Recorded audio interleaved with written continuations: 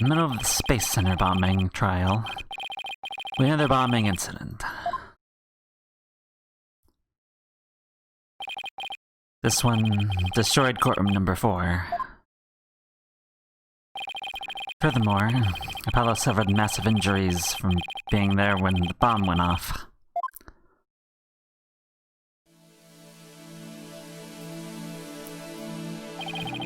Fortunately, Juniper Woods was fingered as the courtroom bomber.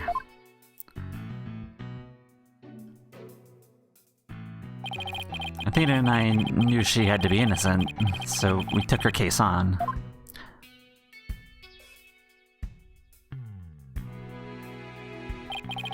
Managed to clear Mrs. Wood's name.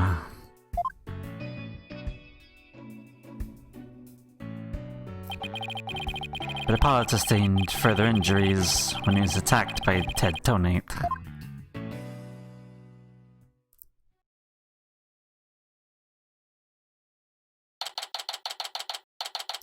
December 19th, 3:21 p.m., Wright Anything Agency. Apollo is a tough guy, but this is taking its toll on him.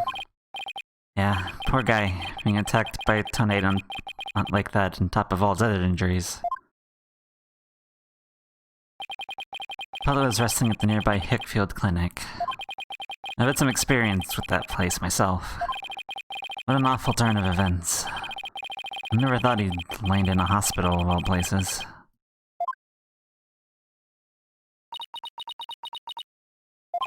You must miss him too, huh?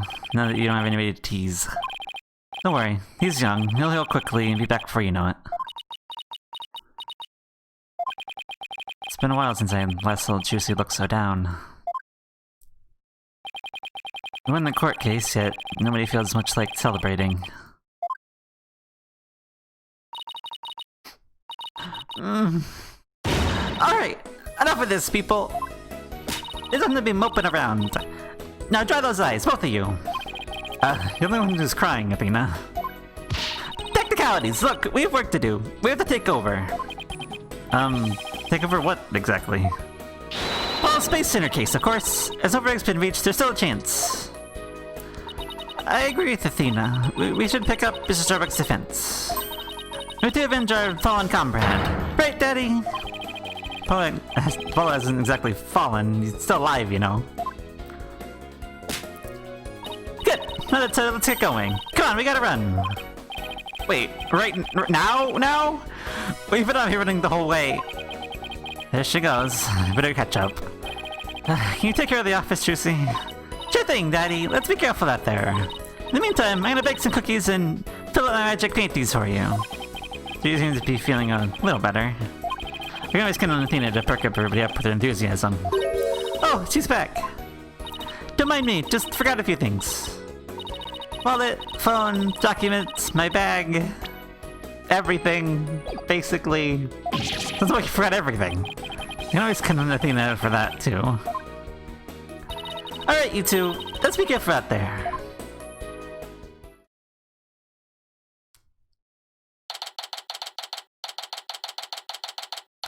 December 19th, the Census Center and Visitors Room. Sir Kleinen is one Solomon Starbuck. He's so famous, even I've heard of him. That's right. He's a super famous astronaut who works at the Cosmos Space Center. He's actually in outer space since 7 years ago. You seem to know quite a bit about him. I'm all excited to meet the man.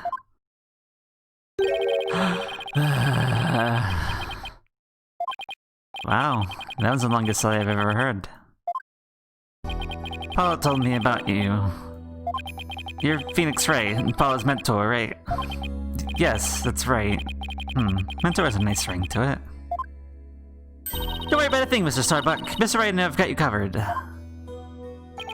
And you're the new kid that Apollo told me about.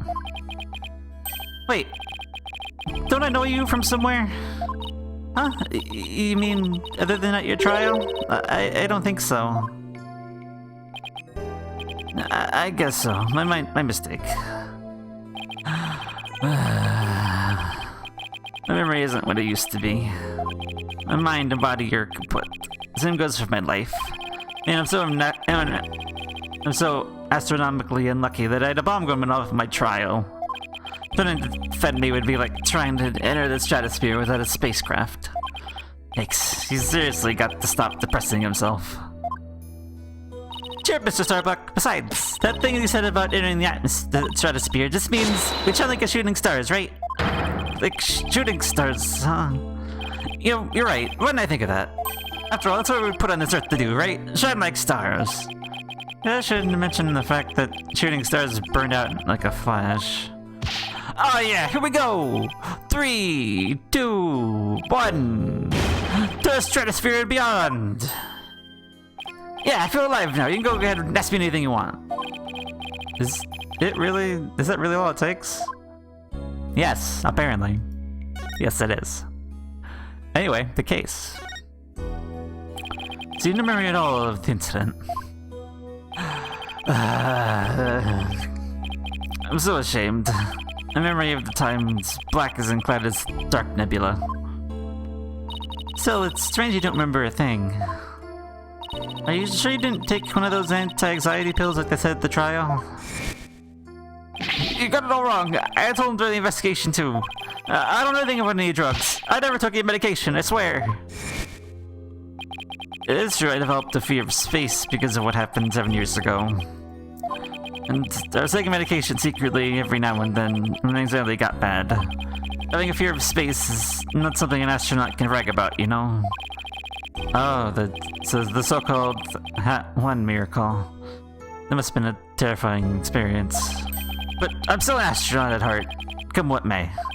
I would never take drugs that might impede my performance just before I launch. That launch meant everything to me. That's more certain than the theory of relativity. Seems like I'm a completely different person now. This is the face of the astronaut I know. But the triggers were found in your system. Yeah, see, that's the thing. But I don't know why. I'm done for. You didn't take them, then maybe someone slipped them to you. Exactly, that's what I thought. Must have been the real culprit. My medication is in my locker. Anyone could have gotten their hands on it.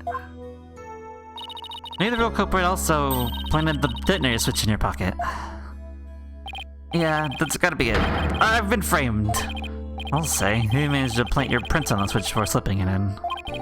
It's a real possibility. Do you remember anything else that might be relevant? Anything at all, no matter how small? Like the murder weapon, for example. That knife. I think it came from one of the Space Center's utility kits. Utility kits? Yeah, stuff we work on machinery a lot are given these special toolkits to use. All the traditions have them, so I doubt you could prove whose knife it is.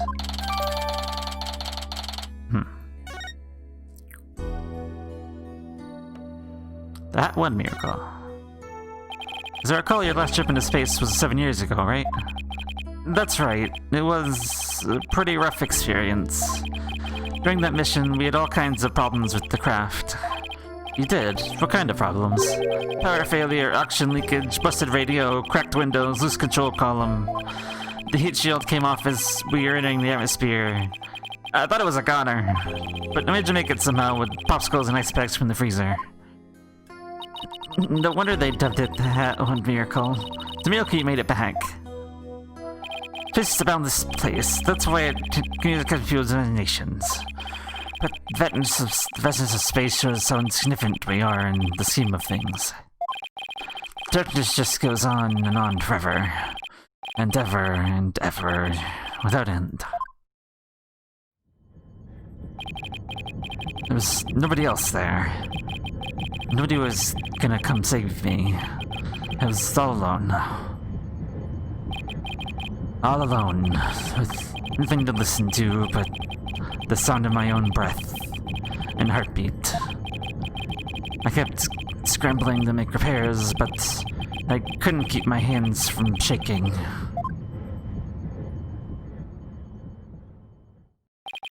An experience like that would make anybody afraid to go up into space. Outer space.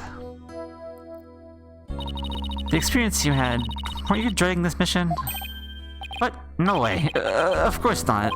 Even though I want to go up into space so bad, I can barely stand it. I want to shake off Earth's gravity at escape velocity and spin around weightlessly. You have to admit, it was pretty harrowing. Were you even a tiny bit afraid? I was afraid. Of course I was. Still am. But space is a man's final frontier. An unknown world. The cosmic truth is out there waiting for us somewhere. Cosmic truth, huh? I guess there are people looking for the truth in every walk of life. No matter how afraid I am, I'm sure I can manage. Ignorant of my fear, I'll never find the truth. As long as I don't give up, I keep up the fight. Thanks for sure. Mr. Starbuck's passion for space is undeniably the real deal. The victim. Victim, Clay Tehran, he was kind of like your protege, wasn't he? Well, it wasn't a big extraordinary deal like master and apprentice or anything like that, but Clay did think of me as his mentor. Mentor and the protege. What a combination they must have been.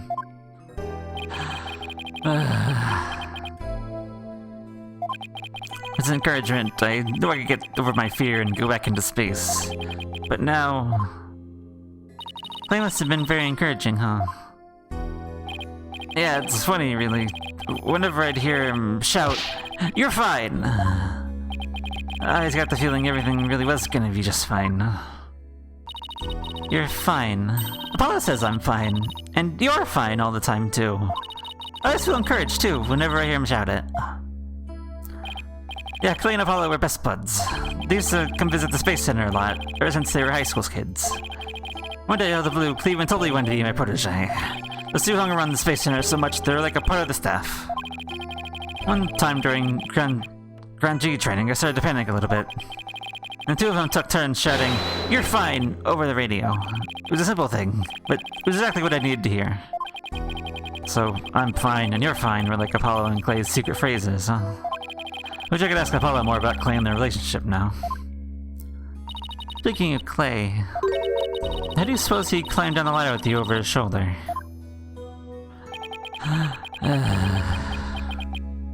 Sorry, but I can't even begin to imagine. He actually did climb down the ladder, so a way has to exist. From the freedom of space to the walls of a cell. But the prosecutor said the dark night sky isn't half bad through barred windows. You're fine. Solomon Solbrecht is fine. Everything's gonna be alright. Huh? Anthena Sykes is fine. Come on, Mr. Wright, you too. Do I really have to? Phoenix Wright is fine. I can't hear you! Phoenix Wright is fine! We'll be back into space yet, Mr. Starbuck. Believe in your own innocence. And have faith in us. I'll believe in you wholeheartedly, and that's good enough for me. I believe in you too. Thank you. Thank you both. Thank you, both of you. I put my faith in you. I've got to make it back into space. All I need first is a not guilty verdict. It sure feels nice to reassure ourselves every now and then. Then we're all fine. Okay, Mr. Wright. Let's get our investigation into the Space Center started. Pronto. Good idea. Let's go. Do you still have all the evidence? Yes. Yes, we do. Okay. To the Space Center entrance. December 19th, Cosmos Space Center entrance. Wow, I was wondering what kind of place the Space Center would be. Almost looks like an amusement park of the future. Yeah, did you know they even let the public see their rockets up close? Oh, so check it out. Look at how brightly the... Gyaxa? Okay. Look how brightly the Gyaxa logo shines in the night sky above the entranceway. I dig the stars and rocket motif it's got going. Gyaxa, huh? Isn't that the new name of the Federal Space R&D program? Yeah, but why the strange acronym? I mean, why is Gaia supposed to mean galaxy? If that were it, the whole thing would be something like Galaxy Exploration Agency. Which, if you ask me, it predated to Gaiaxa or even Gaia. I guess so. Oh, I know. Maybe the person who came up with the name just really likes the letters Y. Just needs brain to feel all the deja vu. Yeah, I mean, it is... Yep.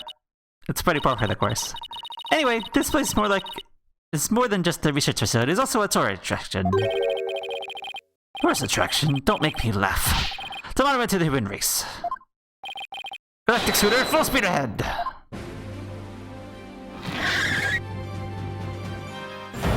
Oh, hi. Hi there.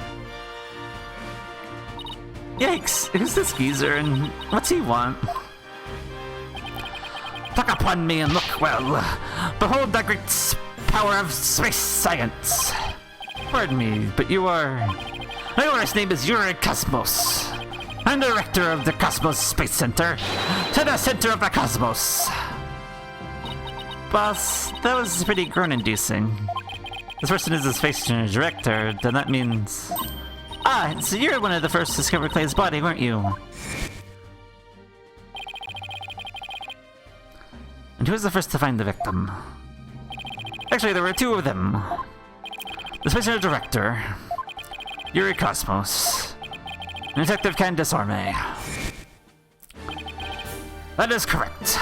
I was honored to be the very first man in all of space in time to discover the body. Let's talk of the incident. Are you by any chance the space police? You can't tack the word space onto just any old thing, you know. We're Mr. Starbuck's lawyers. We're here to investigate his case. Oh, and we're Earth lawyers, by the way. Ah, I see. Yes, I've heard of you. In that case, by my esteemed purpose, I give you permission to investigate. I trust you are improperly I guess you are appropriately grateful. Now go ahead, have it. I can already tell he's going to be nothing but trouble. Don't let him hear you say that, or you'll see what trouble really is. Let's just be professional and ask him about what he found in the body, okay? Anyway, hi, how you doing? So as director, what do you do here at the Space Center specifically? This friend speaks across the galaxy and promotes space development in this country. No matter what obstacles stand in our way, we keep going. For the sake of mankind. I believe the word is specifically in my question. Attention all personnel, to your break station, prepare for break! I get it, you just wander around telling people what to do in a self-put manner. That's exactly right, because I'm an important man. My manner is important. Mr. Wright, this man doesn't get sarcasm. Well, there's bound to be some people like that here in the boundlessness of space. What's that? You want to know what it is like that makes me important specifically? Very well, I will tell you. I was a central figure of the Hat 1 project. You may seem they're perfectly being impressed. No, go ahead, have it, have it. I'd be more impressed if I knew what he did for it, specifically. About the bombing. Can you tell us what you know about the incidents from the other day? I refuse. What? Exciting is a job for the common folk, not the director of the space, not for the director of the center of the cosmos. My testimony, which will go out in space history, will be heard in the courtroom. What? So that means you'll be taking the stand tomorrow? That's correct. I will be the glorious witness in the history of mankind.